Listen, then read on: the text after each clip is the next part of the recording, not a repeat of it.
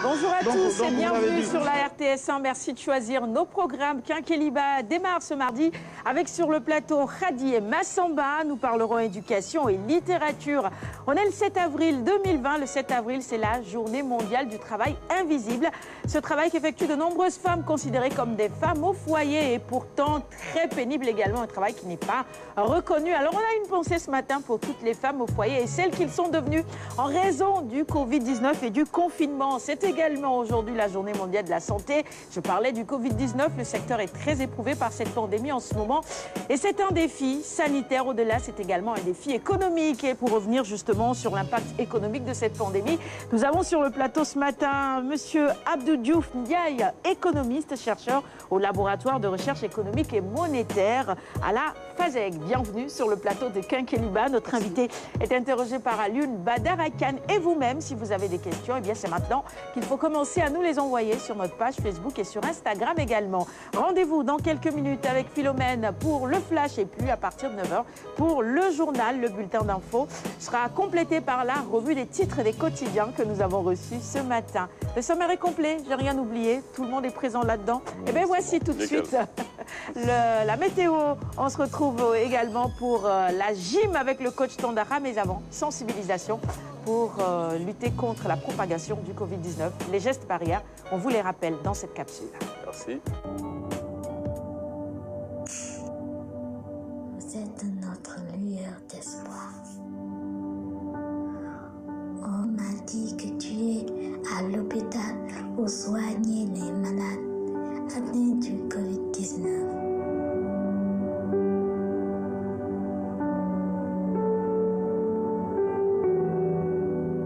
On vous souhaite une bonne guérison.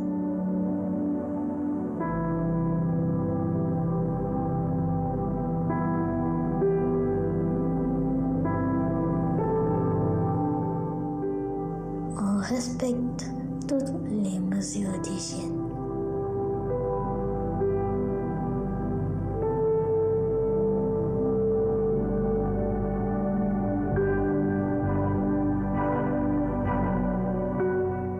Nous les enfants, nous demandons à tout le monde de vous aider à combattre cette pandémie. On est fiers de toi et de tout le corps médical.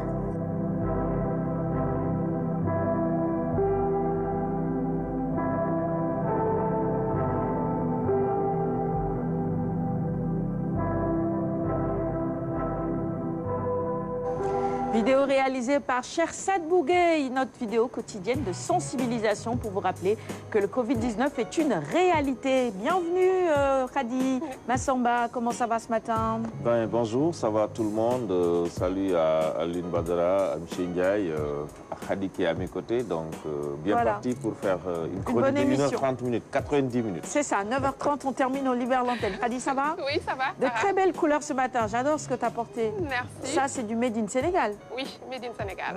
Nos artistes, nos artisans ont du talent, il faut le reconnaître. Hein. Merci également à notre invité de ce matin d'être avec nous. Alioune, ça va? Bien réveillé aussi? Oui, très bien réveillé. Très bien, au taquet. Bon, la chemise d'Alioune, c'est aussi... C'est du Made in c'est Sénégal. du Made in Sénégal. Massamba est dedans aussi. Je suis dedans aussi, hein, avec la marque Zadada. Et voici maintenant le bulletin météo de ce matin.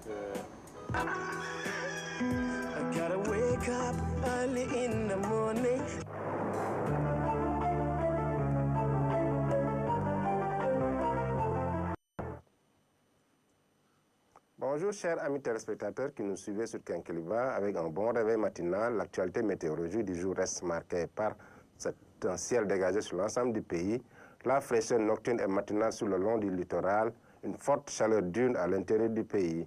Regardons un peu la photo satellite du jour avec de belles éclaircies sur l'ensemble du territoire avec absence de nuages. On a quelques nuages pluvieux jaunes au niveau du golfe de Guinée, mais partout ailleurs, c'est un ciel dégagé qui est de mise. Ce qui laisse entrevoir pour ce mardi, la température la plus basse sera observée à Dakar avec 25 degrés Celsius, Mbour 39 degrés, Saint-Louis 40 degrés. Partout, c'est des températures supérieures à 40 degrés. C'est l'exemple de Louga avec 40 degrés Celsius, 43 degrés sur l'axe Linguère allant jusqu'à Podor, 43 degrés à Diourbel, dans la partie sud, 40 degrés à Ziguinchor, 43 degrés à Kolda. Mais le pic de température sera observé sur l'axe Kaolack-Kaffrine avec 45 degrés Celsius et l'axe Matam-Bakel 45 degrés. Tambacounda gardera une valeur de 43 degrés Celsius, 44 degrés à Kédougou. Mesdames et messieurs, voici les résumés de l'actualité météorologique du jour, tout en vous rappelant les consignes du jour, c'est respecter les consignes des services sanitaires. Je vous laisse avec la réalisation, tout en vous.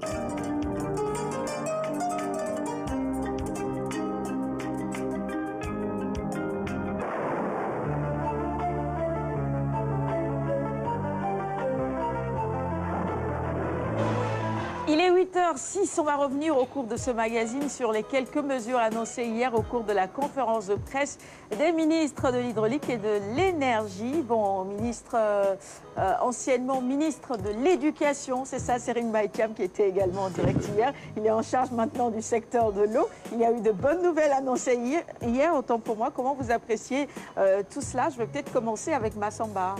Oui, en profiter pour saluer le ministre Serine Maïkiam. Qu'on a reçu sur ce plateau à 2 reprises, quand il était ministre de l'Éducation, évidemment. Qui ne s'est pas encore noyé, hein, qui a toujours la tête hors de l'eau. Voilà, donc qui a toujours la tête hors de l'eau. Moi, je pense que ça fait partie vraiment des mesures sociales qu'il faut apprécier. Et ça, il faut peut-être juste aller vers certaines localités, par exemple des régions, pour apprécier aujourd'hui ce qu'il y avait comme souci de ces populations de pouvoir continuer à vivre, mais continuer aussi à payer ces factures. J'avoue que moi, j'ai voyagé le week-end, mais j'en ai entendu des témoignages, des questionnements. Mais est-ce que cette facture-là, ça va faire partir, ça commence quand, etc. Pour vous dire que c'est une demande sociale qui était très attendue. Hadi ? En tout cas, je suis fière de lui et je salue vraiment ses décisions, ses mesures et je le félicite quand même. Alioune Badara. Un très grand réconfort pour tous les gourgourlous. Vous savez, je suis le représentant et d'ailleurs j'en ai souri hier parce que j'ai... Tu n'étais pas dans la liste hier, j'ai vérifié. En partie des gourgourous finalement. Bah, je regardais la liste. Alors, donc non, pas pour l'électricité, je veux dire pour la distribution des vivres. Pour la il y avait la liste complète hier. Non, pas vu ton nom. Mais on ne dira pas non aussi si on reçoit quelques sacs de riz aussi. On ne dira pas non. Bon, c'est les localités qui étaient marquées. Je plaisante, vas-y. Une très bonne mesure. Sérieusement. Une très bonne mesure. Ça, assez réconfortant quand on sait que déjà c'est vrai que officiellement le confinement n'est pas décrété, mais c'est tout comme parce que beaucoup de Sénégalais aujourd'hui ne peuvent plus, par exemple, vaquer à leurs occupations à certains moments de la journée du fait du couvre-feu de l'état d'urgence, ce qui fait que déjà c'est beaucoup d'incidences sur le plan économique pour ces nombreuses familles, pour ces nombreux pères de famille. Déjà à Dakar, il y avait tellement d'activités nocturnes qui permettaient à certains jeunes de pouvoir joindre les deux bouts et d'assurer peut-être la dépense quotidienne à la maison. Mais avec cette nouvelle situation-là, c'est véritablement compliqué pour eux. Et je pense que cette mesure-là va contribuer à les apaiser et puis à les réconforter. Donc véritablement, c'est salutaire. Maintenant, comment l'État va-t-il financer autant de mesures? C'est ça le grand questionnement. Et on va poser cette question donc à notre invité, un économiste, donc pour nous éclairer davantage. Oui, c'est important. Tu parlais justement de ces petits commerces, vous imaginez. Le petit vendeur de thé la nuit, c'est impossible maintenant parce qu'à 20h, il faut rentrer, donc il part un peu plus tôt. Maintenant, comment tout ça va être financé? Bon, on va nous, pour le moment, apprécier la mesure et vous nous direz comment l'État va pouvoir jongler avec toutes ces mesures. N'est-ce pas, M. Ndiaye? Tout à fait. Très bien. Vous-même, vous avez apprécié les annonces annoncées hier? En tout cas, c'est de très bonnes mesures.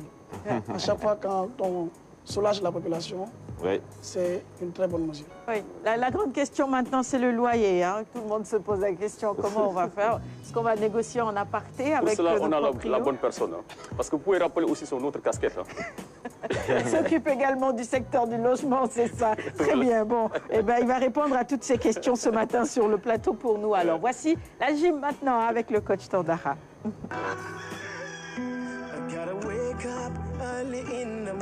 Mesdames et messieurs, c'est le renforcement des abdominaux avec les bouteilles. Alors, vous savez, les bouteilles, eh bien, elles sont très importantes. Vous les avez à la maison à suffisance. Et donc, rien qu'avec ce petit matos, ça vous permet de travailler beaucoup de choses. Alors, la sangle abdominale, on a l'habitude de dire, véritablement, c'est la force. Quand vous êtes là, le centre de gravité, eh bien, cette paroi abdominale, évidemment, il faudrait toujours la renforcer.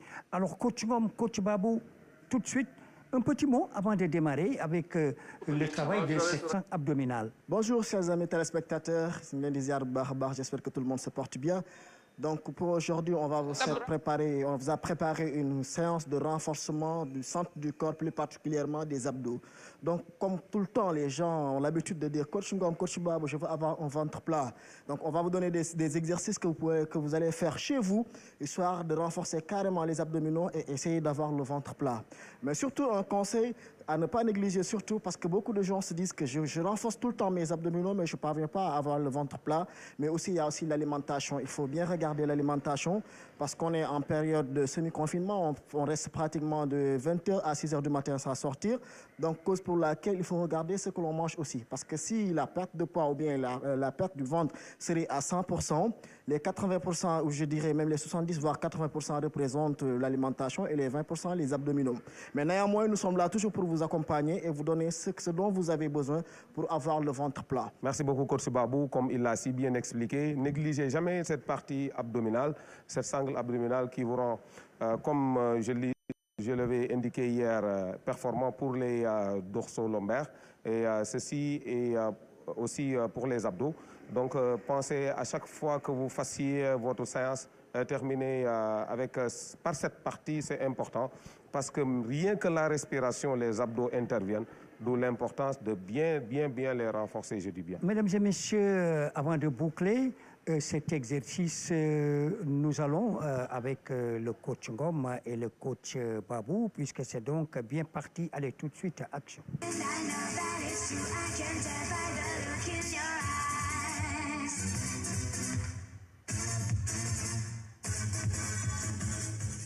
Le renforcement de la paroi abdominale, mesdames et messieurs.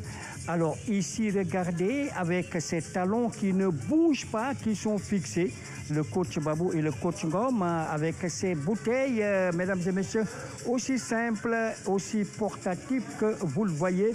Mais attention, attention, avec justement ce poids, comme on dit, et on va redémarrer. Alors regardez là, encore une fois, eh bien, ce sont des petites poussées au niveau de cette paroi abdominale. Regardez la position des bras et donc qui ont une charge avec eux.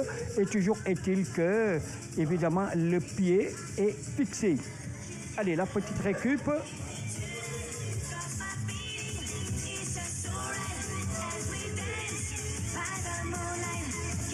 Allez, cette fois-ci, ce sera de façon latérale. Alors, regardez, c'est vrai que tantôt avec la cheville droite, la cheville gauche, mais là, toujours est-il que ça travaille au niveau des abdos et tout ce qui est important, ce qui est intéressant, eh bien, c'est donc la partie médiane, la partie supérieure et la partie inférieure.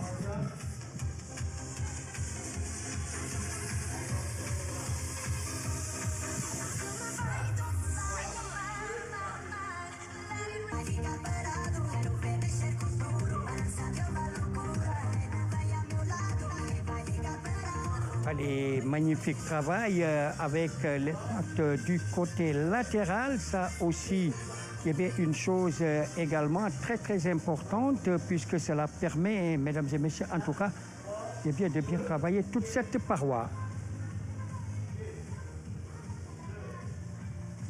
Voilà, encore beaucoup plus corsé. Regardez, cette fois-ci.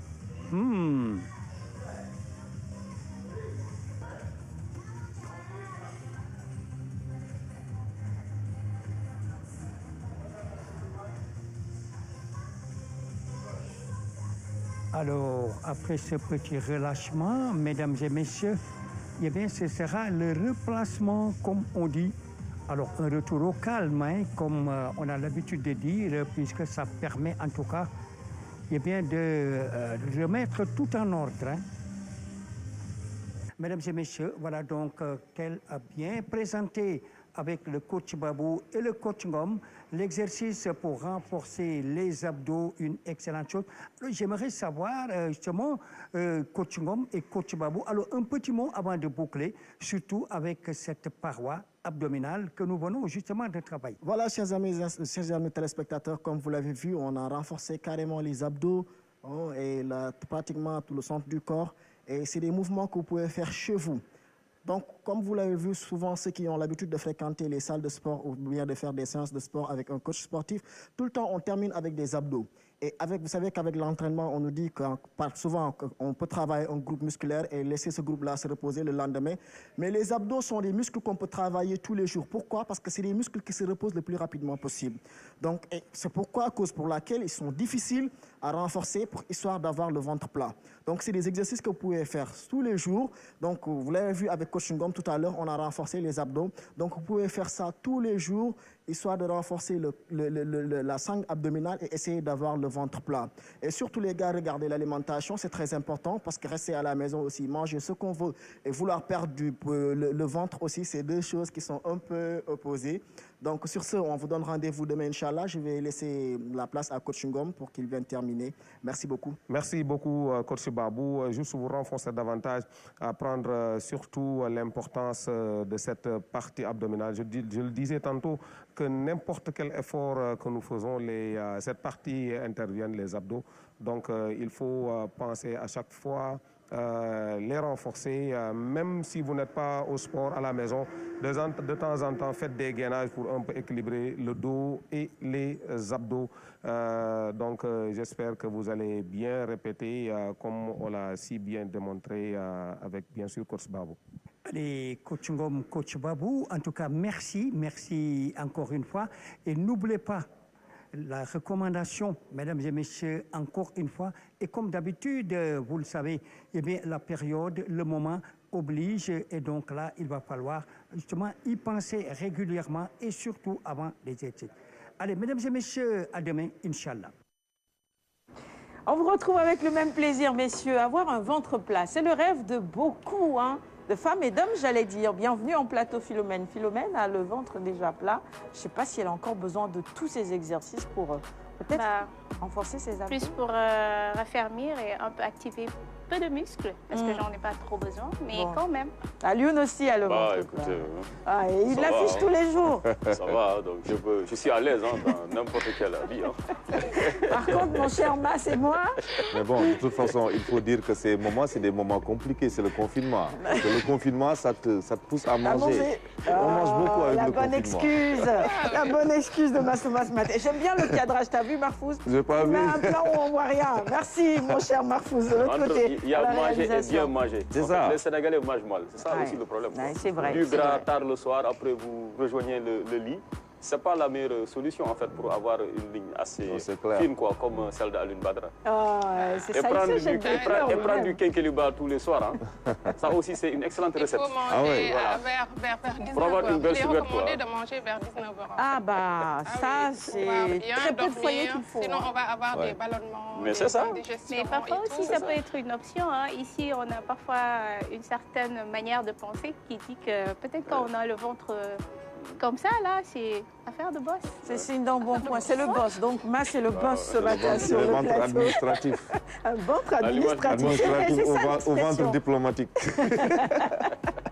Et en parlant de manger, la question à laquelle Philomène répondra peut-être avant la fin de cette semaine, le ngala de cette année. Voilà, on a démarré la semaine sainte lundi. Bah, vendredi, tout le monde se demande s'il y aura du ngala ou pas, hein, Philo? Il y en aura ou pas? En tout cas, pour le Conseil national laïque de l'Église, il est recommandé de ne vraiment pas faire du ngala cette année, au grand dommage des Halpulaars et de ceux-là qui sont derrière les caméras. Là, vous parlez du Conseil des laïcs. L'archevêque ne s'est pas encore prononcé. On attend l'archevêque, c'est ça? C'est pas du domaine de l'archevêque, franchement. J'ai vu quelqu'un qui a fait un conseil, Sarah. Il dit que faites les ngalas. Parce que nous, on vous avait déjà fait pendant la Tabaski. Faites le ngala et ne vous inquiétez pas. Mettez tous dans le truc, on a des comment on les appelle là, pour pouvoir les porter. Des louches. Bon. La question reste posée, Philo. On va suivre le sujet parce qu'il y en a qui sont très déçus. Sans ngala, ça va être compliqué. Regardez, de l'autre côté, il y a Salam qui attrape sa tête comme ça, là, notre cadreur. Allez, voici le bloc d'infos. On va l'ouvrir avec le flash. Philo.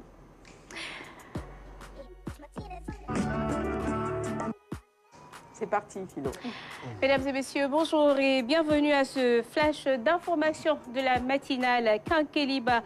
Dans la capitale et un peu partout dans le pays, beaucoup d'hôtels ont fermé leurs portes. La crise sanitaire qui prévaut est à l'origine, chose qui a été prévue par l'État qui a mis en place un fonds pour soutenir les secteurs les plus affectés. L'hôtellerie particulièrement a un manque à gagner de 230 milliards de francs CFA. Chose que les autorités tenteront de juguler. Nous ferons le constat tout à l'heure. Seuls les hôtels n'ont pas déposé les clés. Les salons de coiffure dames aussi ont fermé boutique. Leurs propriétaires ont tenu à respecter la décision de l'État visant à suspendre et à éviter les rassemblements. Pendant ce temps, certains salons de coupe pour hommes restent ouverts et essayent toutefois de suivre les mesures de prévention édictées. Enfin, la région de Thiès devrait ouvrir un centre de traitement du Covid-19 sur le site de l'hôpital régional. C'est le médecin-chef de la région qui recevait le directeur général de la santé qui l'a révélé. Jusque-là, les examens biologiques des cas suspects se sont faits hors de la ville. Pourtant, la cité du Rail abrite le laboratoire national de santé publique. Seul bémol, il souffre d'un manque de réactifs. C'est tout pour ce flash. Le développement, ce sera aux environs de 9h. C'est ça, à 9h exactement. Merci Philo et à tout à l'heure. Excellente journée à nos amis internautes. Ils sont très nombreux à nous regarder ce matin. Mati Mbaye qui nous suit depuis Maryland. Et puis bonne journée également à Madame Dia qui est agent à la Sénélec. On lui souhaite une excellente journée. À Monsieur Moustapha Ali également qui regarde tous les matins ce magazine. Voici maintenant la revue des titres.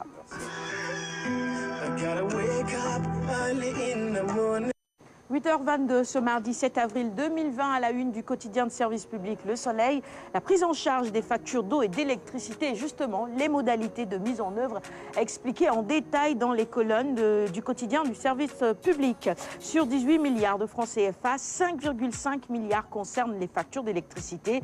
975 522 clients seront impactés avec effet immédiat et puis les clients en prépaiement au Oyofal également concernés. Les factures d'eau gratuites pour la tranche sociale de tous les clients. À la une du Soleil, le directeur de l'OMS qui se veut clair, il n'y aura pas de test du vaccin Covid-19 en Afrique. Et puis l'ambassadeur de Cuba à Dakar parle également dans les colonnes du Soleil du jour. Malgré le blocus, Cuba se distingue dans la lutte et on se souvient justement de ces médecins cubains qui sont allés à la rescousse de l'Italie. Direct News maintenant sur la guerre contre le coronavirus. À la une, eh bien, ces génies sénégalais au front. Il s'agit du professeur Moussa Seydi, du docteur Amadou Al-Fassal, du professeur Souleymane Mboup et du docteur Abdoulaye Bousso. Professeur Moussa Seydi, l'homme qui vainquit le virus Ebola. Le professeur Souleymane Mboup, celui qui découvrit le VIH2. Le docteur Amadou Al-Fassal enseigne la virologie entre Dakar, Paris, New York et Hong Kong. Et puis le docteur Abdoulaye Bousso, gestionnaire de crise sanitaire, gestionnaire du COUS, autant pour moi. Un personnel dévoué dans la bravoure et l'abnégation n'ont pas de prix. Messieurs, merci et chapeau. Dakar Times maintenant, avec une toute autre actualité à sa une. C'est l'ancien chef de l'État tchadien détenu au Sénégal qui est libre, Habré libre, écrit Dakar Times à sa une dans la livraison du jour. Hier 6 avril 2020, le juge d'aménagement des peines a pris la décision d'élargir l'ancien président du Tchad, Hissène Habré. Et justement, ce sujet revient à la une du quotidien, le quotidien ce matin. Le Covid libère Habré, précise le quotidien à sa une, autorisation de sortie de prison, l'ancien président tchadien confiné chez lui pour 60 jours. L'Observateur s'intéresse également à sa une ce matin à la sortie d'Hissène Habré grâce à la pandémie du coronavirus. Habré convidé du Cap Manuel, l'étonnante baraka de l'ancien président du Tchad. Le ministre de la Justice livre les secrets d'un déplacement en résidence surveillé dans les colonnes de l'Obs de ce matin. Et puis à lire également dans les colonnes de l'Obs l'histoire de la deuxième victime du coronavirus, amie du couple présidentiel. Eh bien, ses proches se confient également. Nous poursuivons avec Vox Populi sur la sortie provisoire de prison de Hissène Habré. Le corona libère Habré pour 60 jours et il est à la une, vous l'apercevez, avec cette photo et puis inquiétude autant pour moi face à une équation qui risque d'aggraver la propagation du coronavirus au Sénégal. Il s'agit évidemment des cas communautaires qui prennent le relais des cas importés. Les Échos, quotidien d'information générale également dans sa livraison du jour. À sa une, donc, s'intéresse à cette libération de Hissène Habré transféré chez lui à Ouakam pour 60 jours. Et puis Louga est la 8e région atteinte par le coronavirus. Louga contaminé par un polygame. Le patient infecté 3 autres femmes déjà. Nous passons à la une de l'As. Sur la propagation du Covid-19, Keur-Massar, une bombe sanitaire, 5 personnes positives au coronavirus en 3 jours. Le préfet ferme les marchés et centres commerciaux dans cette localité. Et puis le risque de propagation du virus justement en milieu carcéral vaut une libération de Hissène Habré pour 60 jours. Il est évacué du Cap Manuel. Enquête sur la prolongation de la fermeture des écoles. Le privé souffre, écrit Enquête à sa une. C'est vrai que beaucoup se demandent s'il faut, oui ou non, payer les frais de scolarité, autant pour moi. Si on ne paye pas, ça va être compliqué également pour Massamba, pour les écoles privées, pour les professeurs et tout, si on ne paye pas. Ça va être très compliqué parce que de toute façon, les établissements ont déjà des contrats avec leurs enseignants. C'est ça. Ils sont obligés de payer les enseignants et payer des charges, ça c'est clair. Maintenant, il faut dire aussi que les parents qui payaient parce que leur enfant était transporté, parce que leur enfant avait le goûter, parce que leur enfant, non, etc. Ça, on sort ses frais. Ça aussi, on règle plus de frais de transport, plus de goûter, parce que les enfants ne vont plus à l'école. Mais la scolarité, je pense quand même qu'il faut payer à lui. Non, non, même déjà juste par solidarité, rien que cela, pour cela, on devrait payer. Moi, en tout cas, je suis parent. Je paye en fait l'éducation de mon fils, de mon enfant. Et moi, je suis prêt à payer ce mois-ci. Non, il faut payer. Moi, je pense qu'il faut payer. Maintenant, comme l'a dit Massamba, pour ce qui concerne la cantine, le transport, ça aussi peut-être, il faudra qu'ils jouent aussi le jeu en incitant véritablement les parents à payer. C'est-à-dire en défalquant ça sur la mensualité de ce mois-ci. Il faut payer. Et côté lycée et collège, il y a beaucoup d'écoles qui ont gardé à travers des cours à distance leurs élèves et que donc le travail continue. Oui. Si on ne paye pas, ça va être compliqué. Oui, moi, Abdou Diouf Ndiaye. Il faut payer parce que les enseignants du secteur privé également comptent sur ces salaires pour véritablement. Sarah, il faut se demander si on était à leur place aussi. Il faut se mettre à leur place. Il faut payer, c'est ça. Voilà. C'est la consigne en tout cas. Moi, je pense qu'il ne faut pas faire d'histoire. Il faut payer, il faut comprendre. Je pense que l'État aussi, dans le cadre de tout ce qui est en train d'être fait dans le domaine de la résilience aussi, pourra peut-être voir comment, parce que de toute façon, l'État subventionne déjà les établissements privés. Donc, s'il y a encore des possibilités d'appui, moi, je pense que l'État étudiera ça avec le ministère de l'Éducation. Même si quand même certains établissements privés ne sont pas à plaindre, parce que vu les prix pratiqués pour les inscriptions, la mensualité et tout cela, je crois qu'ils ont assez un bon matelas financier, n'est-ce pas, pour voir le temps, pour gérer cette période, gérer cette crise-là et pouvoir rebondir en tout cas de plus belle. Donc, je crois qu'aussi, il ne faut pas que l'État subventionne à tout va. Tous les établissements privés, parce que c'est selon le budget de l'établissement en question.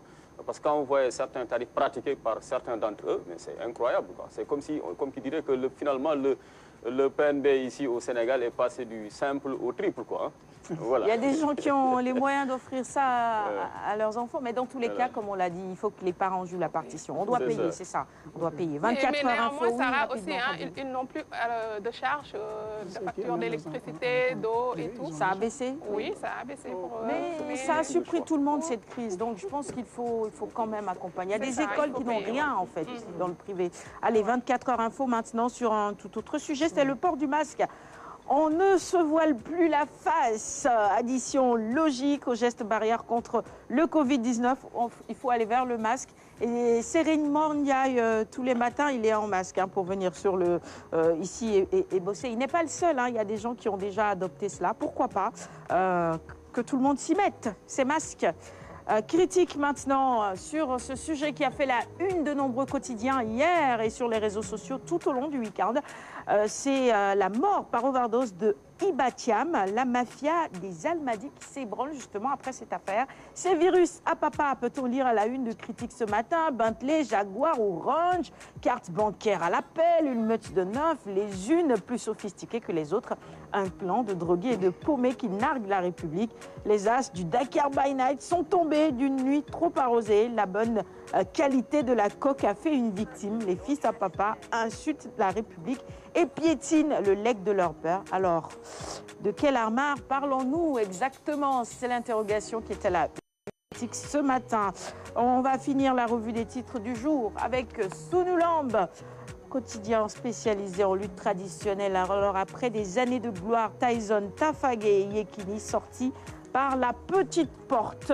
Et justement, ces lutteurs sont à la une de Sunulamb. On nous offre en prime leurs photos en gambe. Voilà, tenue de combat, c'est ça. Et c'est tout pour la revue des titres de ce matin. On va offrir les quotidiens du jour à notre invité, Alioune, comme d'habitude. Voilà. Je protège mon invité. Voilà, très bien. C'est important. On montre le bon exemple sur le plateau. Voilà. Il y a de nombreux téléspectateurs qui nous suivent un peu partout dans le monde. L'invité est protégé. N'oubliez pas de vous laver régulièrement les mains ou d'utiliser le gel hydroalcoolique. Il est 8h30. La première chronique, c'est celle de Massamba, éducation.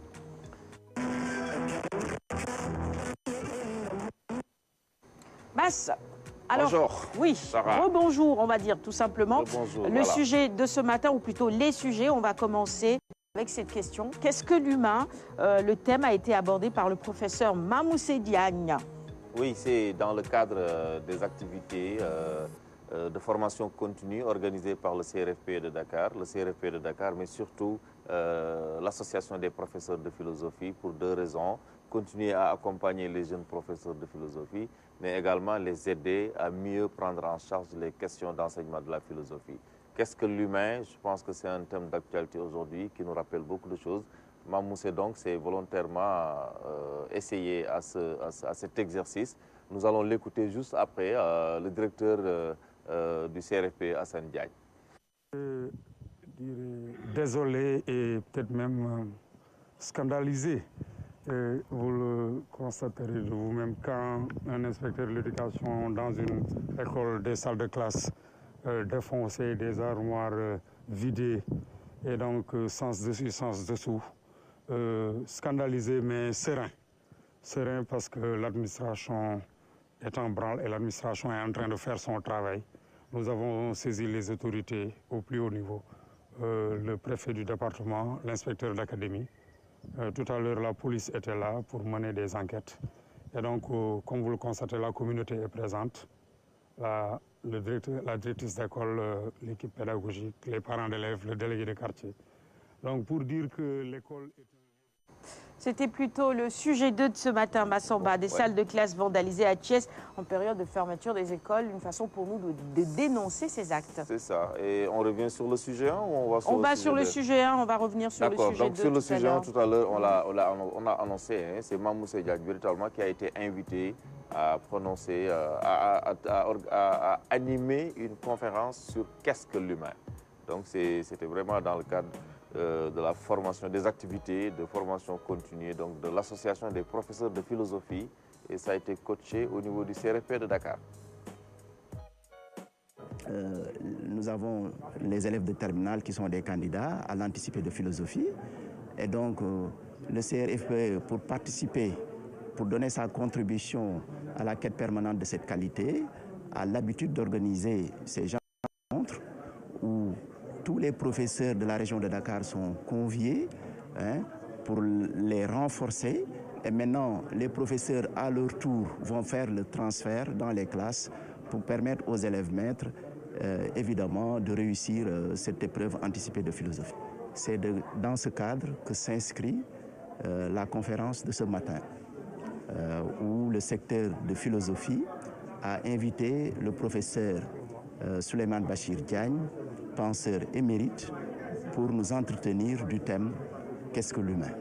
Nous avons, dans une discussion très vivante, tous ensemble, réfléchi à la manière dont cette question se pose aujourd'hui, puisque l'humain est en quelque sorte remis en question dans sa spécificité par l'intelligence artificielle, par également l'idée que, au fond, pour mieux sauvegarder notre environnement, il faut que l'humain cesse d'être au sens au centre et que l'humain devienne un être vivant parmi les autres êtres vivants, n'est pas supérieur à l'animal, n'est même pas supérieur au végétal, etc.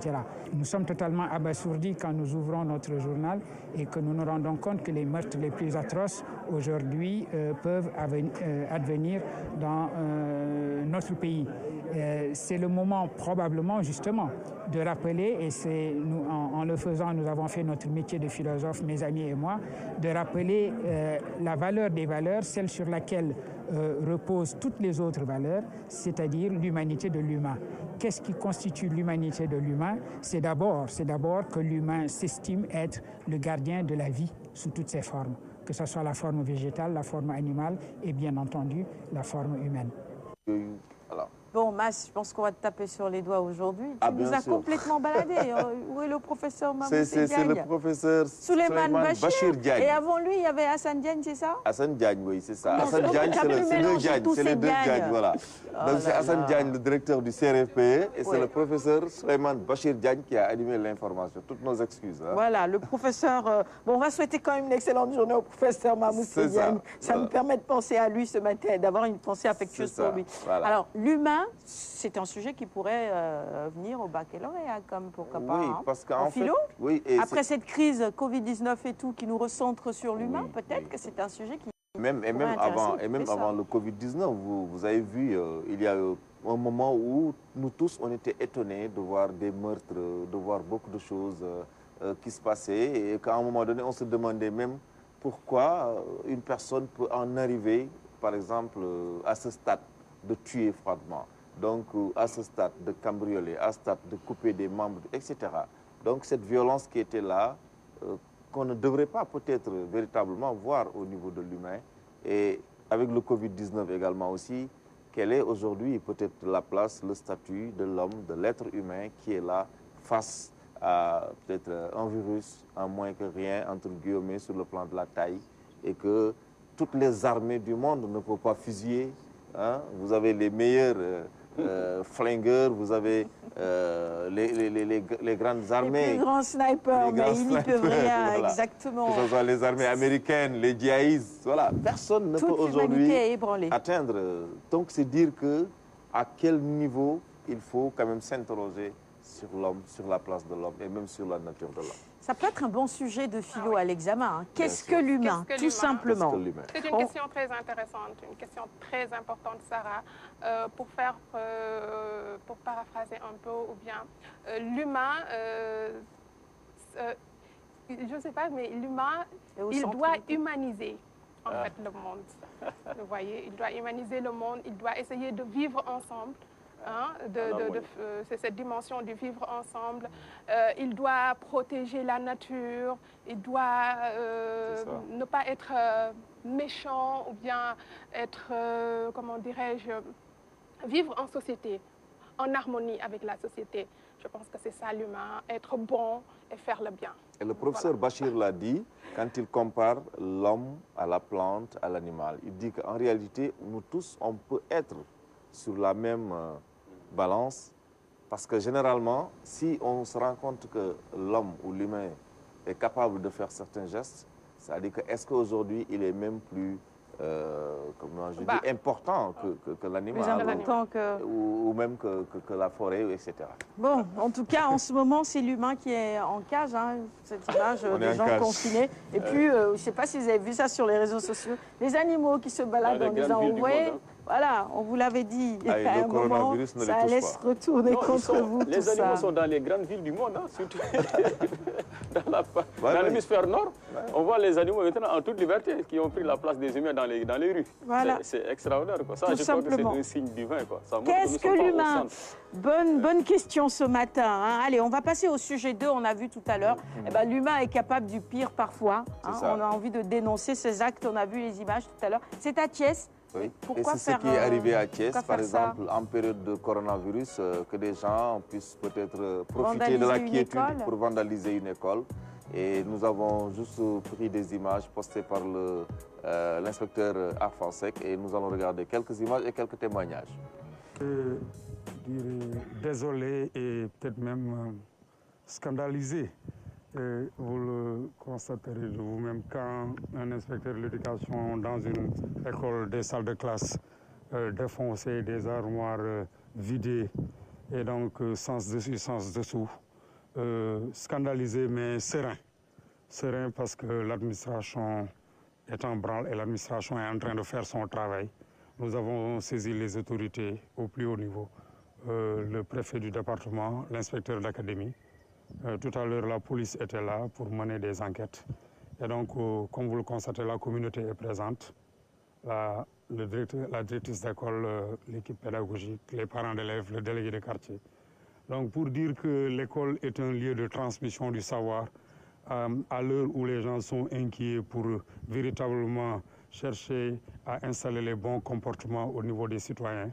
Et donc, en ce moment, une école victime de vandalisme, c'est un problème. Donc, nous lançons un appel à toute la population, à la communauté, pour véritablement continuer à prendre en charge les questions d'environnement scolaire, pour nous aider à préserver l'espace scolaire, qui est un espace, comme je l'ai dit tantôt, de transmission des savoirs, un espace pour lequel les élèves vivent en communauté avec les enseignants, avec l'équipe pédagogique, pour que l'environnement scolaire soit préservé. Donc, en ce moment de confinement, nous pensons que les gens doivent rester dans leur maison.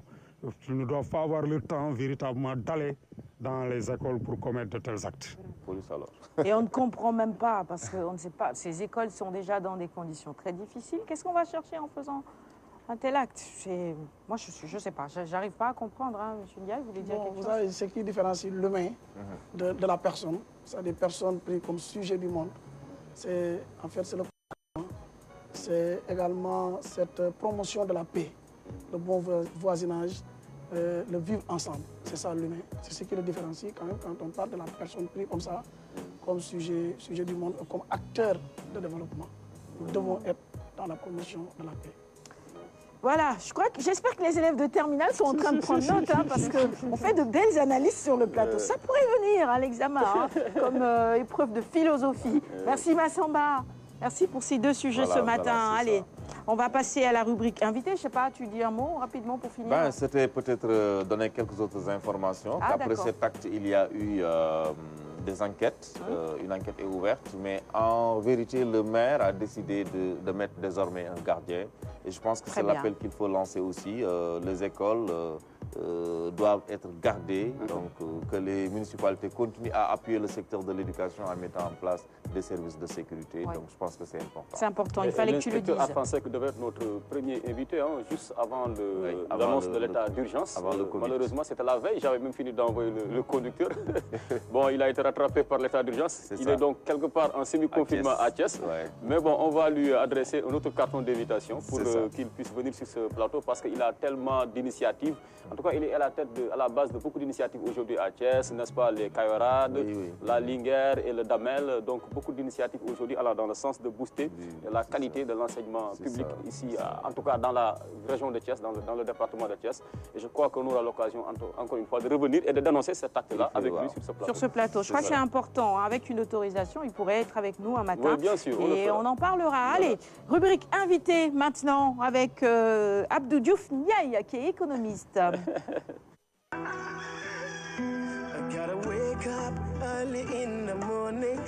Alors, je vais rappeler toutes ces casquettes pour faire complet. Il est le directeur de la régulation et du suivi des politiques de logement au ministère de l'Urbanisme, du Logement et de l'Hygiène publique. Il est également chercheur au laboratoire de recherche économique et monétaire à la FASEG. Notre invité de ce matin, Abdou Diouf Ndiaye. Et on va revenir justement sur la panoplie de mesures prises par les autorités pour aider les populations à mieux supporter les coûts et les contre-coups du Covid-19. Voilà, c'est bien cela, Sarah. Donc, on va décrypter le programme de résilience économique et sociale annoncé par le président de la République Macky Sall. Donc, disons un plan Marshall à la sénégalaise. Hein.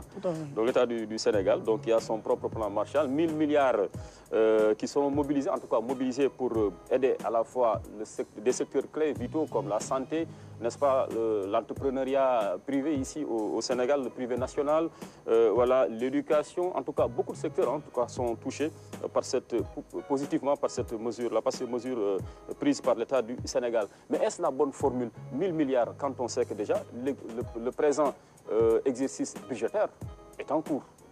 Est-ce que ça ne va pas dérégler les finances publiques?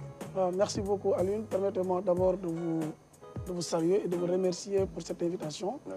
Et quand même de vous féliciter également pour le travail important que vous êtes en train de mener pendant cette période de crise. Merci beaucoup. Parce que vous savez, quand il y a crise, les acteurs qui sont directement liés à cette crise font un travail important.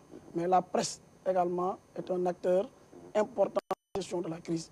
Et à travers vous, je voudrais rendre hommage à toute la presse sénégalaise qui est en train de jouer un rôle prépondérant dans la gestion de cette crise.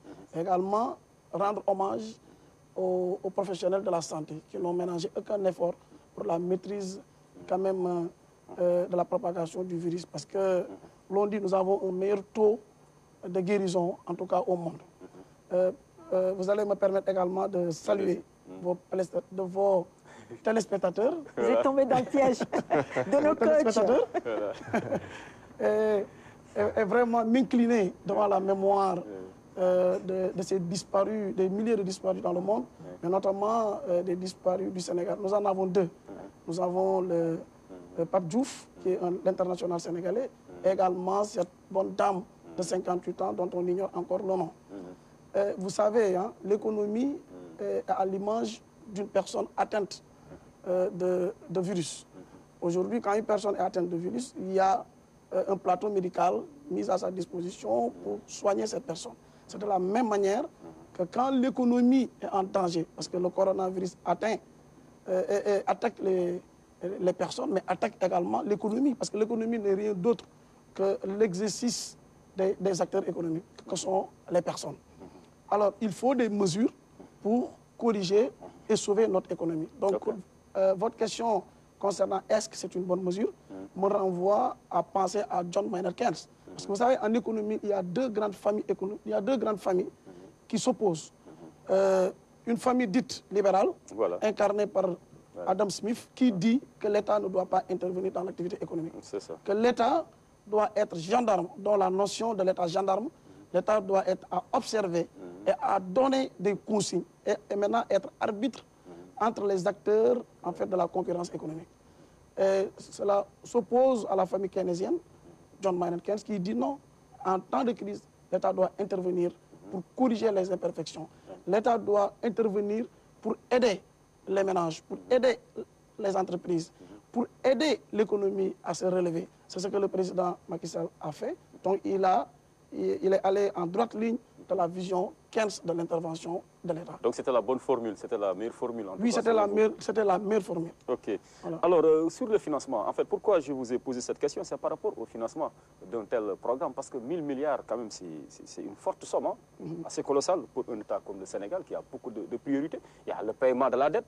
Est-ce que nos partenaires sont prêts à nous accorder un petit répit pour qu'on puisse financer ce programme-là? Donc, autant de questions que se posent les économistes et peut-être même les profanes. Alors, comment mobiliser autant de ressources pour avoir 1000 milliards? Oui, vous savez, la somme, en fait, qui sera dégagée est à la hauteur de la gravité de la crise. Il y a certains économistes qui disent que cette somme peut être insuffisante. Et d'autres disent que cette somme peut être suffisante. Donc ça veut dire que le président peut être dans la fourchette de la logique, en tout cas de la pertinence de la somme annoncée. Et comme source de financement, il y aura d'abord la mobilisation, la contribution des finances publiques, parce qu'avec la crise, il y a beaucoup d'événements qui ont été annulés, budgétisés, et cette somme peut être réaffectée dans la lutte contre la lutte contre le Covid-19. Il y a aussi la réaffectation des ressources, parce que l'Assemblée nationale a voté la loi d'habilitation qui permet aujourd'hui au président de réaffecter des ressources dans la lutte contre le Covid-19. Là, il a les pleins pouvoirs, carrément. C'est un super Aujourd'hui, je vous donne un exemple. Aujourd'hui, l'argent qui a été mobilisé pour le TR peut être réaffecté de façon provisoire à gérer cette crise. Aujourd'hui, il y a le démarrage du BRT qui peut être mobilisé, le professeur Kassel l'a dit, pour la gestion de cette crise. Donc il y a d'abord la contribution de notre finance publique qui est possible. Mais aussi, il y a la BCEAO qui doit financer, qui doit injecter de la liquidité dans notre économie. C'est son rôle. La BCEAO doit le faire. Parce que avec la suppression de ce qu'on appelle en économie, en fait, quand un pays est en crise, les pays de la BCEAO, ce pays peut demander en fait, l'injection des fonds. Maintenant, on va dire que tous les pays de la BCEAO sont concernés par la crise. Hein? Oui, mais la BCEAO devra quand même mettre des fonds pour le financement de notre économie, le financement de notre économie actuelle, mais également doit approvisionner les banques pour que le financement bancaire soit très accessible. Ça aussi, la BCEAO devrait le faire. Mais aussi, il y a l'emprunt. Il y a l'emprunt qui est là, on va revenir, mais aussi la contribution des acteurs nationaux, que je félicite de passage. Le secteur privé national, véritablement, a donné une très bonne contribution. Donc, mais aux premières heures, ils ont traîné un peu les pieds. Hein, oui, ils ont traîné parce qu'il fallait d'abord les engager dans le combat. Tu sais, l'appropriation est aujourd'hui un élément économique pour engager les gens. Quand on ne se sent pas concerné de quelque chose, on n'y met pas des sous, c'est quand même des sous.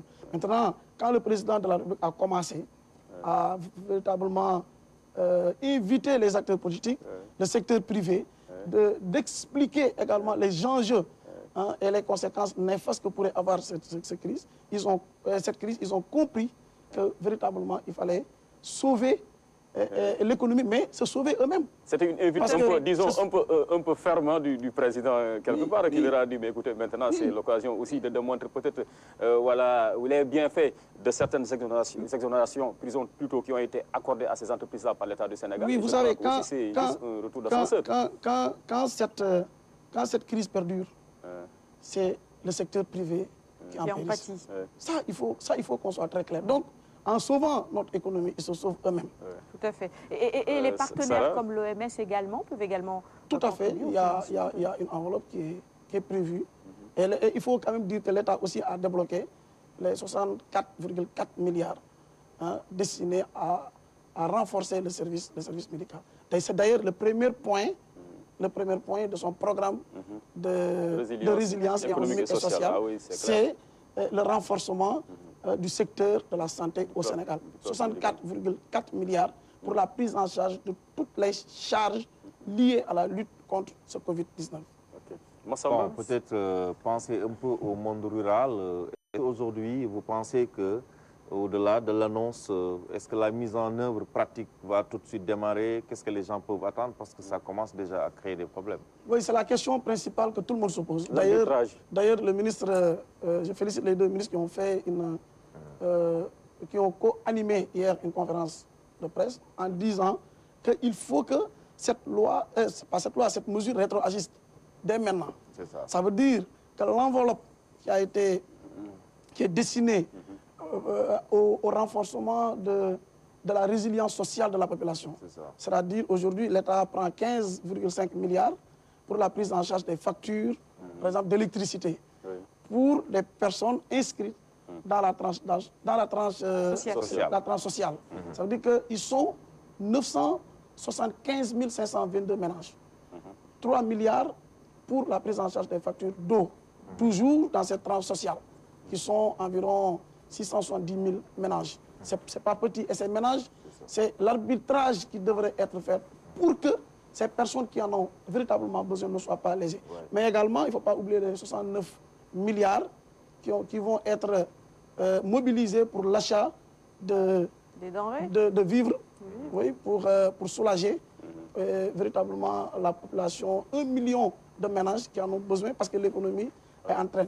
Je pense que Alioune Badara est concerné ou pas, je ne sais pas, mais en tout cas, il y a 1 million de ménages. Je n'ai pas encore vu son nom. Ah, mais bien sûr. En tout cas, cette question... on demande une mesure spéciale, pourquoi pas une sorte de 14e mois, comme la RTS nous donne le 13e, 14e mois par le président. Pour pouvoir payer les loyers. Vous êtes déjà pénard, vous avez le 14e mois. Les deux principales questions sont, comme vous l'avez dit, les destinataires, c'est-à-dire qui doivent être bénéficiaires. Il faut que l'État soit très regardant là-dessus, sinon ça sera le retour du bâton. Exactement. Et aussi l'applicabilité, c'est-à-dire que l'immédiateté, parce qu'aujourd'hui quand le président dit nous sommes en guerre, et quand nous sommes en guerre, comme disait l'autre, il faut aller directement, c'est une situation d'urgence, donc il faut aller directement. C'est pourquoi d'ailleurs il a bénéficié de l'Assemblée nationale, cette loi d'habitation pour aller très vite. Donc le fast-track dont le président nous a toujours dit, c'est ici qu'il devait être appliqué. Khady, tu avais une question? Oui, je dirais qu'il faut enlever les impôts, je pense. Il faut enlever les impôts. Pas tous les impôts quand même. Si on supprime l'impôt, ça va. Vous parlez des salaires ou des entreprises? Peut-être sur les petits salaires. Bon, ça, je peux y revenir. Oui, allez-y. Parce que dans le programme de résilience économique et sociale du président Macky Sall, le troisième point concerne véritablement le renforcement de la stabilité macroéconomique et financière des entreprises. Comme vous avez dit, l'État dit d'abord, je vais payer la dette intérieure. Je vais payer la dette intérieure. 302 milliards pour payer la dette intérieure. Une bouffée d'oxygène pour nos entreprises. Voilà, parce qu'aujourd'hui, il faut le dire, l'État paye difficilement la dette intérieure. Les fournisseurs de l'État courent pendant des années pour être payés par l'État. Et l'État dit, je paye maintenant. Je paye tout le monde. Je paye tout. Maintenant, quand je vous paye, entreprise, il faut maintenir les salaires. Oui. Mais il faut payer 70% des salaires de ceux-là qui sont déjà en chômage technique. Parce qu'il y a des gens qui sont partis en chômage technique. Absolument. Donc il faut payer 70% de leur salaire. Et l'État dit également, moi, je vais aider les entreprises qui sont dans les domaines qui sont plus affectés, le tourisme par exemple. Tout à fait. Et la presse. La presse, oui. Ah donc c'est bon, Alioune, il commence à sourire maintenant. Mais souvent, généralement, ça profite à certains patrons. Surtout quand on parle de la presse, c'est le privé. Et à ce niveau aussi, est-ce qu'il y aura une juste répartition de ces fonds-là reçus de l'État? Tout à fait d'accord. N'est-ce pas, au profit de leur emploi? Ça aussi, c'est... Il ne faut pas que les patrons de presse gardent tout. À payer les salaires ou continuer à payer les 70%, c'est déjà bon. Non, mais s'ils reçoivent tout cet argent, il faut vraiment une... Il ne faut pas que les patrons de presse pensent que c'est pour eux. Merci Aline. Finalement, un bon arbitrage. De le dire. Pensez à tous ces reporters, à tous ceux-là qui sont dans le privé, de la presse. On voit un peu de tout. Moi, j'avais... Enfin, il est 8h57. En principe, c'est l'heure du clip du jour, parce qu'à 9h, Philomène sera là pour le journal. Khady, tu as une question? J'ai tout simplement une petite idée. Par exemple, les personnes qui sont diminuées, les donner des denrées alimentaires chaque fin du mois. Pour leur donner quoi? Des denrées alimentaires? Par exemple, les talibés. Je crois que ça fait partie de ces mesures-là. C'est ça l'idée. La question, il y répond dans la deuxième partie. Ok, il n'y a pas de souci. Alors, c'est par rapport à la question de la dette, parce que je crois que, si je ne me trompe pas, il y a un pays, l'Argentine, qui a carrément dit qu'en fait, il gèle pour l'instant le paiement de sa dette. Est-ce que le Sénégal ne pourrait pas faire, en tout cas, les pays africains les plus endettés quand même actuellement sur la planète, ne pourraient pas suivre ce chemin-là, en tout cas tracé par l'Argentine? Vous y reviendrez dans la deuxième partie. On parlera aussi de la question du logement, parce que c'est aussi votre autre casquette. Merci beaucoup. Donc, voilà, monsieur Ndiaye. Très intéressant dans la deuxième partie, le logement, le loyer, ça intéresse tous les téléspectateurs qui nous suivent en ce moment. Et puis, moi, j'avais deux questions aussi, si on a le temps. Est-ce que vous avez déjà tenté de chiffrer un peu l'impact économique de cette crise sur nos économies, enfin? Quand est-ce qu'on peut espérer une retour à la normale? Clip du jour, on se retrouve tout à l'heure pour la suite. Merci. L'invitation se poursuit évidemment avec les clips que nous diffusons tous les matins. Bienvenue à ceux qui nous rejoignent à l'instant. Finalement, tout le monde est devenu économiste dans l'équipe de Quinquelibat ce mardi. Khady qui dit qu'il faut absolument qu'on supprime les impôts sur les salaires. Alioune Badarakian qui dit qu'il nous faut un 14e mois. Décidément. On prend votre place ce matin, monsieur Ndiaye. Bon, on a quelques minutes avant que Philomène ne nous rejoigne sur le plateau. Peut-être tenter de répondre à quelques questions. Oui. Voilà, donc je voudrais dire que l'État aussi a procédé à la remise ou à la suspension d'impôts. Ça veut dire que les retenues opérées sur les salaires et les cotisations sociales que les entreprises versent à la Caisse de sécurité sociale et à l'IPRES, l'État dit, pour le moment, il fait une remise et il suspend. C'est-à-dire que c'est pour aider les entreprises à maintenir les salaires, mais aussi à payer ceux qui sont allés véritablement Mais cela n'impactera pas sur les salaires des travailleurs. Mais c'est sûr, c'est pour permettre à l'entreprise d'avoir plus de liquidité pour faire face à la crise. Oui, ma question sur l'impact sur l'économie. Oui. Vous savez, aujourd'hui, il y aura un impact sur la croissance économique. la croissance économique qui était prévue en 2020 à 6,8%, le président lui-même, il a dit dans son discours, va aller vers moins de 3%. Donc la crise impactera, parce que le PIB du Sénégal va diminuer. Donc la croissance n'est rien d'autre que le rapport de la production intérieure entre 2 années. Donc ça va véritablement diminuer pour cette année. Maintenant, pour le déficit budgétaire, oui, parce que l'État renonce à des recettes fiscales. Donc quand l'État renonce à des recettes fiscales, ça veut dire que l'écart entre les dépenses et les recettes vont encore prendre l'écart. Donc c'est ça le déficit budgétaire. Ça va aussi encore creuser le déficit budgétaire. Mais l'emprunt également, comme l'a dit Alioune Badara, les critères de convergence de l'UEMOA dit que nos États ne doivent pas dépasser 70% du PIB en termes de taux d'endettement. Le Sénégal est à 63,2%.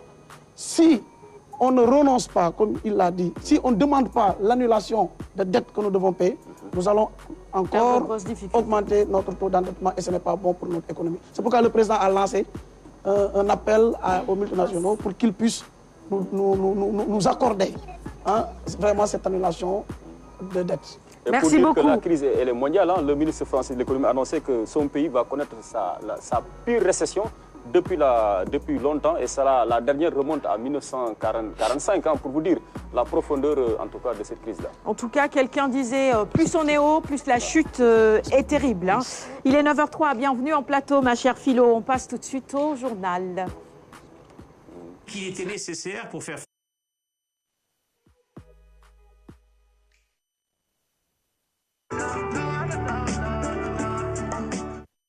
Allez, voici les titres de cette édition. L'hôtellerie, un des secteurs les plus touchés par le Covid-19.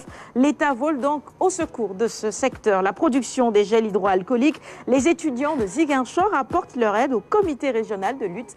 Les détails avec Philomène Constance Diagne-Boy. Rebonjour. Rebonjour, mesdames et messieurs, et bienvenue à ce bulletin d'information de la matinale.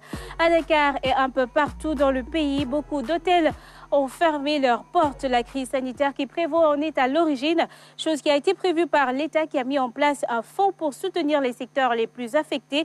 L'hôtellerie particulièrement a un manque à gagner de 230 milliards de francs CFA que les autorités tenteront de juguler. Les détails avec les acteurs du secteur au micro de Aramdao. Comme vous l'avez vous-même constaté, l'hôtellerie est fermé.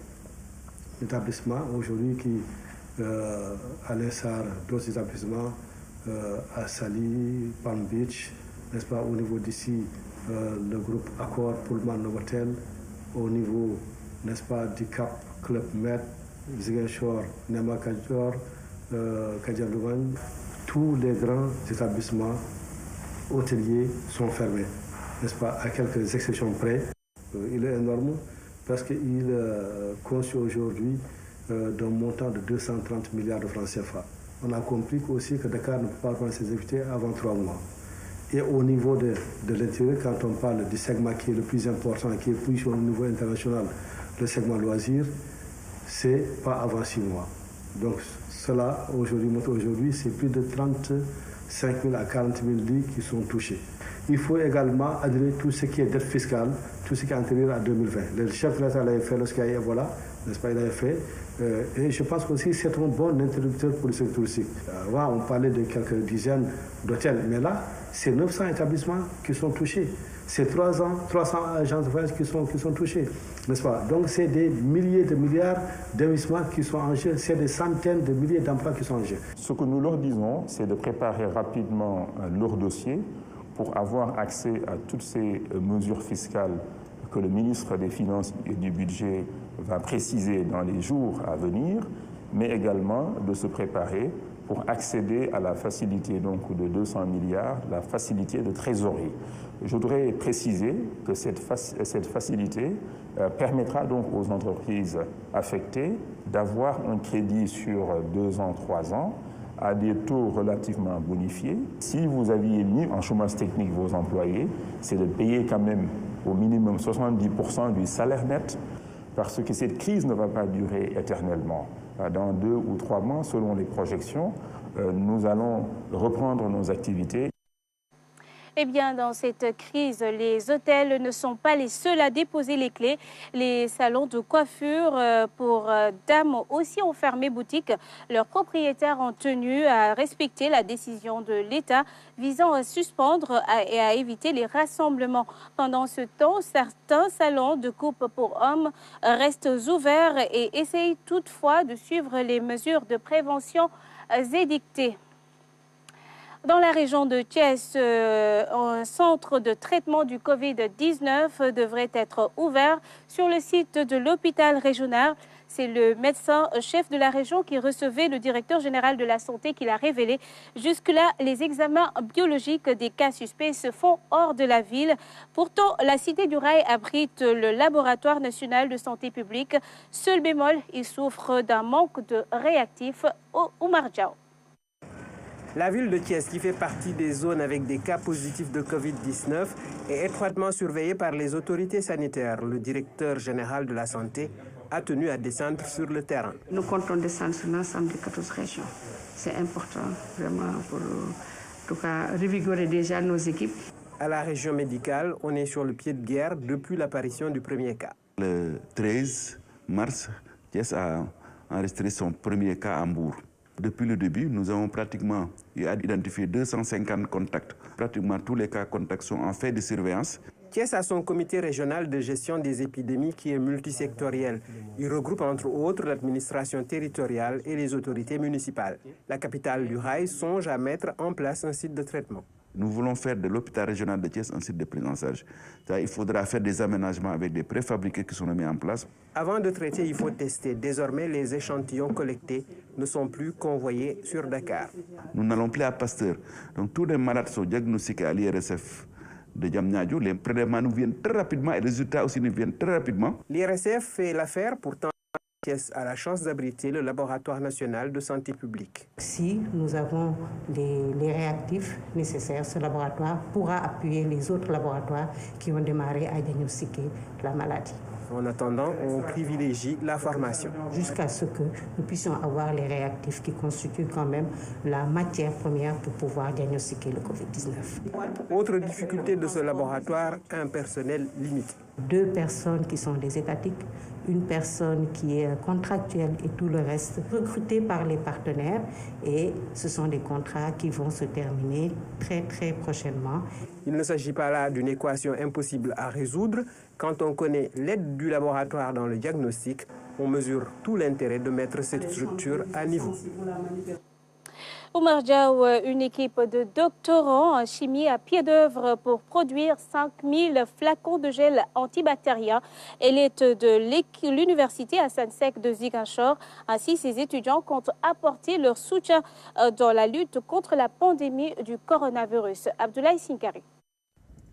L'université Assane Seck en plein dans la lutte contre le Covid-19. Ce matin, au laboratoire du bloc scientifique, une équipe de 10 doctorants en chimie s'affaire autour de la préparation de solutions hydroalcooliques. Le processus consiste d'abord à mélanger, prendre les proportions édictées par l'OMS en termes de volume, en éthanol, en eau oxygénée, en glycérol et en eau distillée. C'est l'éthanol qu'on prend d'abord en premier lieu, qu'on mélange avec l'eau oxygénée. Ensuite, on y ajoute le glycérol et en dernier lieu, l'eau distillée qui a été mélangée avec du gélifiant agar-agar pour avoir un aspect gélifiant. L'institution qui met cet acte dans le cadre du service à la communauté envisage de faire 2000 flacons et si les moyens le permettent, aller jusqu'à 5000. 2000 vers 3000 ans. Ça dépend de nos moyens aussi, vous savez. Donc, les produits sont un peu chers. On les achète de Dakar et puis pour acheminer, ça fait encore du temps, de l'argent. Donc, on essaie de faire avec ce qu'on a. Mais si on peut aller jusqu'à 5000 litres, on va aller jusqu'à 5000 litres pour satisfaire bien sûr la population. Dans un contexte où les gels antibactériens font florès, la démarche de ces scientifiques rappelle la nécessité de séparer le bon grain de l'ivraie. Ça nous fait peur, bien sûr, avec tout ce qu'on voit comme bactéries et tout. Bon, c'est pourquoi nous, on a décidé, donc, en rapport avec le laboratoire de biochimie de l'hôpital de la Paix, nos collègues qui sont là-bas, on a décidé aussi de faire après les tests bactériologiques pour voir est-ce que vraiment notre zèle, pas de bactéries déjà, mais est-ce que aussi notre zèle peut tuer des bactéries. on veut bien faire de la sensibilisation parce que, comme vous venez de voir, vous avez un peu regardé un peu nos protocoles et tout. Pour nous, ça permet aussi de sensibiliser les gens pour montrer que ce n'est pas seulement quiconque peut faire du gel. Voilà, pas n'importe qui peut faire du gel. Donc, c'est aussi mieux quand même de faire du gel. L'Université Assane Seck compte prochainement remettre un lot de gel au comité régional de lutte contre le Covid-19.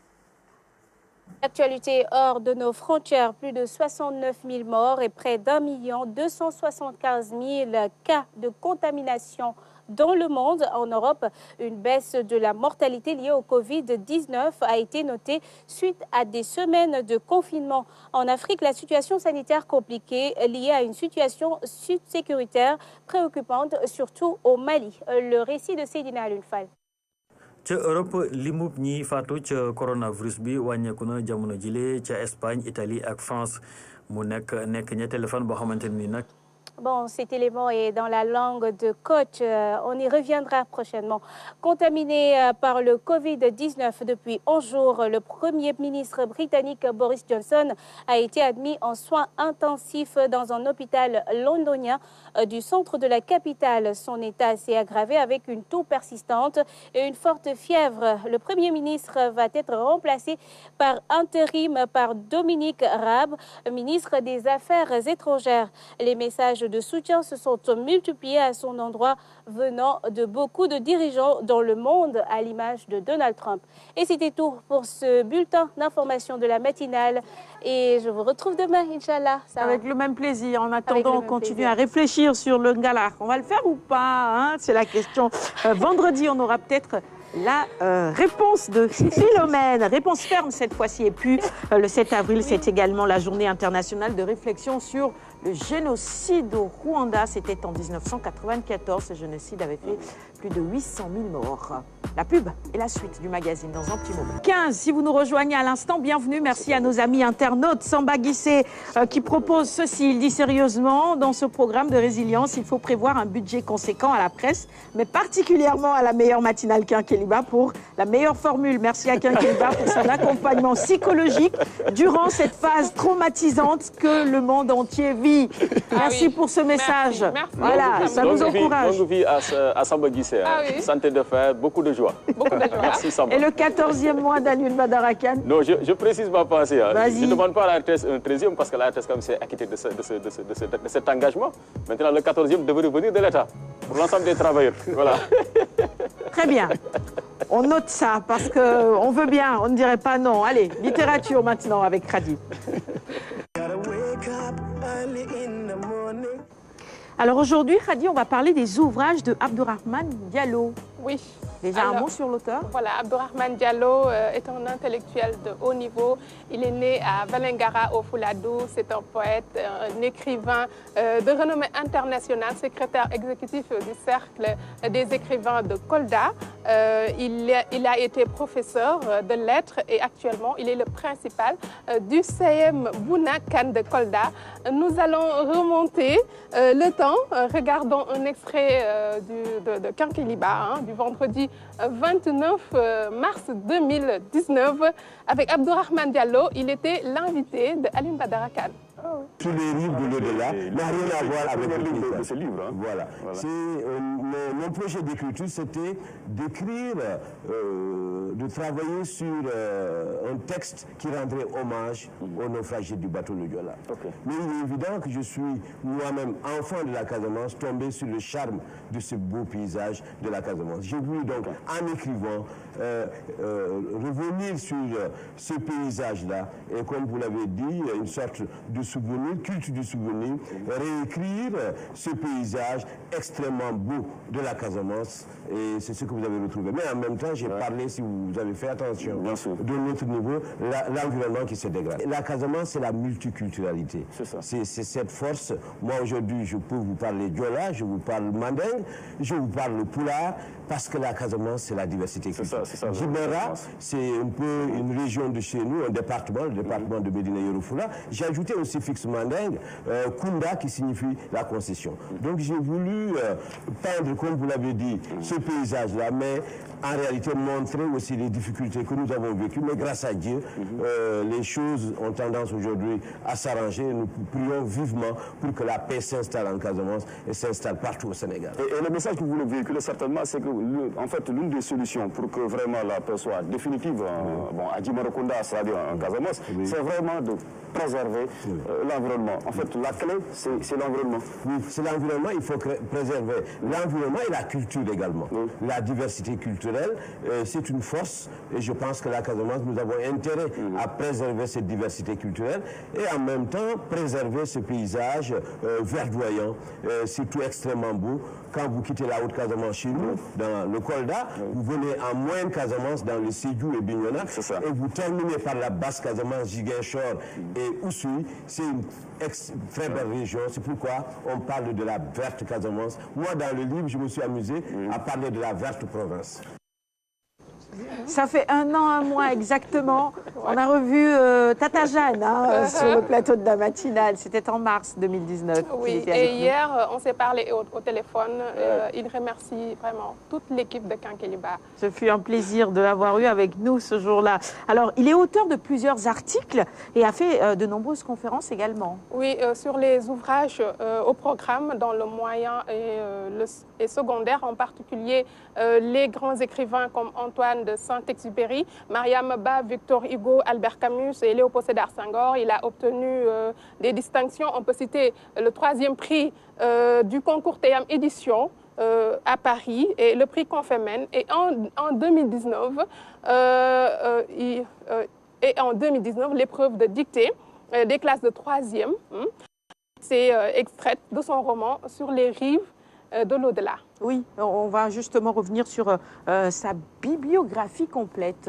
Voilà, il a participé à plusieurs anthologies comme l'anthologie sénégalo-gambienne, l'anthologie sénégalo-congolaise. Il a publié en 2009 son premier recueil de poèmes qui s'intitule Les marécages de la paix aux éditions Salamata de Seydi Sow.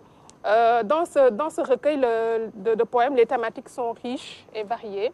Et la paix en Casamance, l'émigration, l'excision, hommage à Anicetoé Diatta et aux naufragés du bateau le Joola. Également, il a écrit de magnifiques poèmes sur son Fouladou natal, les camps courants et tout ce qui va avec. Et ces poèmes sont véritablement agréables à lire, délicieux, avec une telle beauté, les rimes, les figures de style. Comme le dit Jean-Paul Sartre, les poètes sont des hommes qui refusent d'utiliser le langage, ils sont dans le beau. Alors, son deuxième roman également, son deuxième recueil de poèmes s'intitule Au berger du savoir, avec une préface du regretté professeur Sankaré. Ce recueil est paru en 2015 et cet ouvrage fait écho du voyage du poète en France en 2009. Et en décembre 2018, il fait un coup de maître avec son roman Sur les rives de l'au-delà. Et cet ouvrage est également fabuleux. Il rend hommage aux naufragés du bateau le Joola. Il y raconte également une histoire extraordinaire. Une vieille vache qui s'est transformée en une belle fille et pour participer à une fête. Oui, en tout cas, je ne vous en dirai pas plus. Ces œuvres m'ont véritablement transcendé, Sarah. Une vieille vache qui se transforme en une jeune fille pour aller à une fête au village. Oui. Rien que ça. Note de lecture, Khady, avant peut-être quelques commentaires sur le plateau. C'est la dictée, la dictée des classes de 3e qui s'intitule « La nature en fête ». C'est extrait de son ouvrage Sur les rives de l'au-delà. La nature en liesse chantait à travers les innombrables flaques d'eau et les mares environnantes. Toute la vie de la faune et de la flore s'éveillait à l'aube dans la joie et le bonheur. Les femmes pataugeaient à longueur de journée dans ce paysage bucolique et marécageux. À travers ces rizières verdoyantes, la variété hâtive de riz étaler sa magnifique toile de couleur, jaune or, à perte de vue. Les oiseaux se posaient par vagues successives et à tire-d'aile sur les épis de riz jaunâtres. Des agricultrices chevronnées rivalisaient d'ardeur pour sarcler les surfaces cultivées des jeunes pousses à travers toute cette immense vallée, blottie en face du grand fleuve. Oh, c'est magnifique. Mais j'imagine combien de zéros il y a eu après cette dictée. Connaissant les élèves de Massamba et leur niveau actuellement, même en troisième, il y a eu beaucoup de zéros. Mais on en a de bons. Hein. Wow, d'accord. On en a encore. Hein. Très bien. Je comprends que tu prennes leur défense. Des 20 sur 20 en dictée. Bon, commentaire peut-être très rapidement sur Abdourahmane Diallo et ses ouvrages, Massamba. Oui, vas-y. C'est ça, Abdourahmane, que nous saluons. Hein. Je pense que c'est déjà un habitué du plateau, mais c'est personnellement un ami de la région du Fouladou. Donc, on a partagé beaucoup de choses ensemble. Et c'est comme Gorka Dio, c'est deux personnes inséparables, mais qui ont véritablement le même engagement pour le développement de leur localité, pour le développement de la littérature, mais surtout dans la transmission du savoir, parce qu'ils ont au moins cet engagement commun de l'enseignant. Ah, Alioune, en voyant ces images déjà... Hein? Ah, cela ne me rajeunit pas. Oh, c'est juste une année... J'avais quelques cheveux supplémentaires que j'ai perdu entre-temps.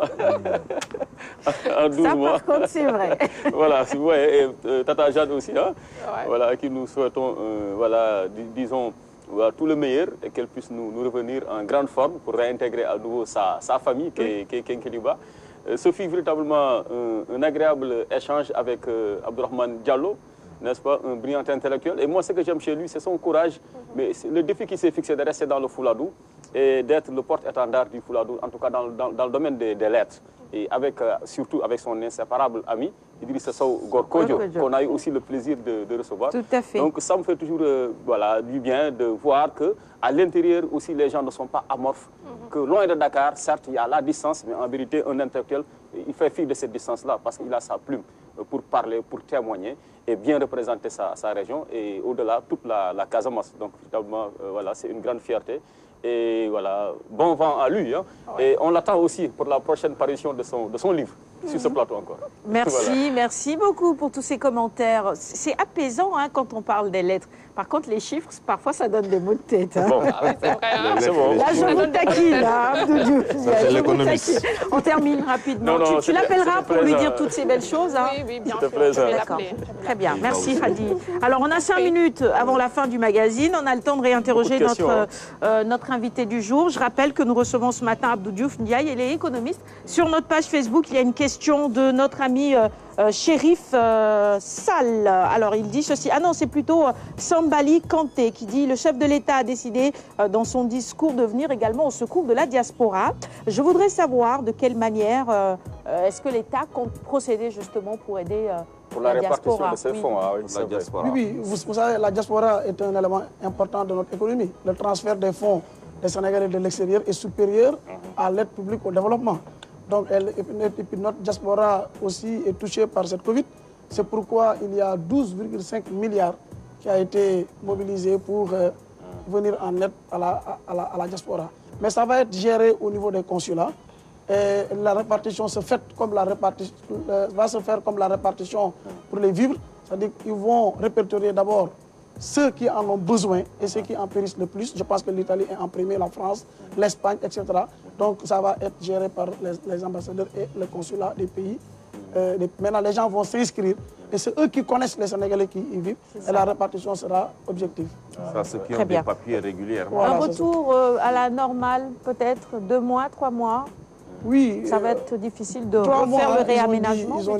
Ils ont dit 3 mois. Donc, je pense que dans 1 mois, Inch'Allah, le virus va disparaître. Mais quand même, il faut 3 mois pour que l'économie soit debout. On puisse remettre les choses en route. Est-ce que vous pensez qu'après cette pandémie, nos États vont prendre encore combien de temps pour peut-être se remettre à jour? Oui, d'abord, il faut revoir la structure de notre économie.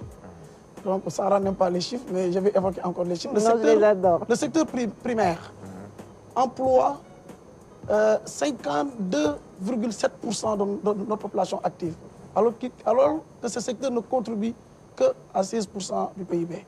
Alors que le secteur tertiaire, qui mobilise à peu près 26,2%, participe à 52,8% de notre PIB. Donc vous avez vu l'équilibre. C'est-à-dire que ceux-là qui sont nombreux dans un secteur contribuent peu à notre croissance économique, le secteur privé. Alors qu'avec tout l'effort que le président a fait, avec la modernisation des outils, dans le cadre de la promotion de notre agriculture, ça reste encore. Donc il faut que nos États revoient cette structure pour renverser la tendance. Et ce secteur tertiaire, c'est ce secteur-là qui est attaqué par le virus. C'est le tourisme, c'est le commerce, c'est l'économie est en train de s'effondrer, etc. Donc c'est pourquoi nous en souffrons. Donc il faut aller vers ça. Et aussi l'homme. Quand on parle du capital humain, tout le monde pense à l'éducation.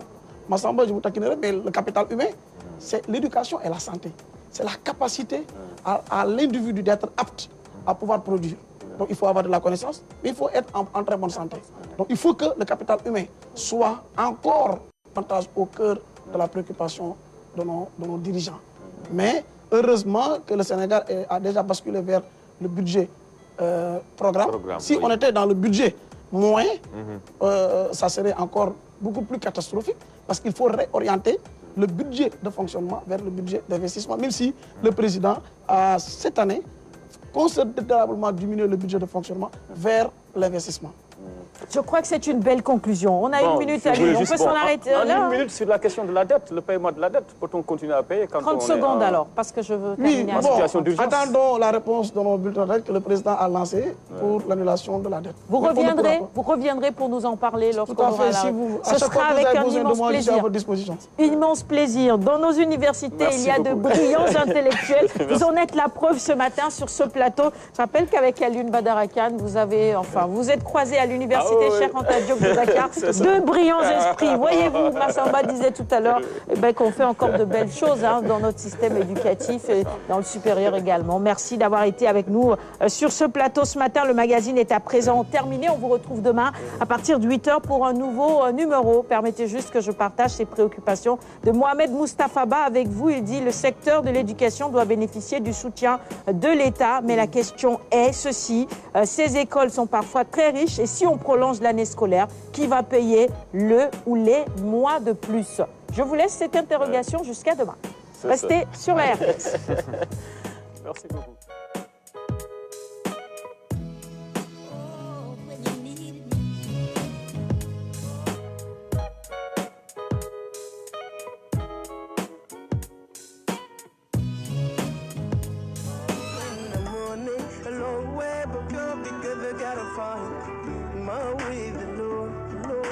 Stand up, get everything running, which makes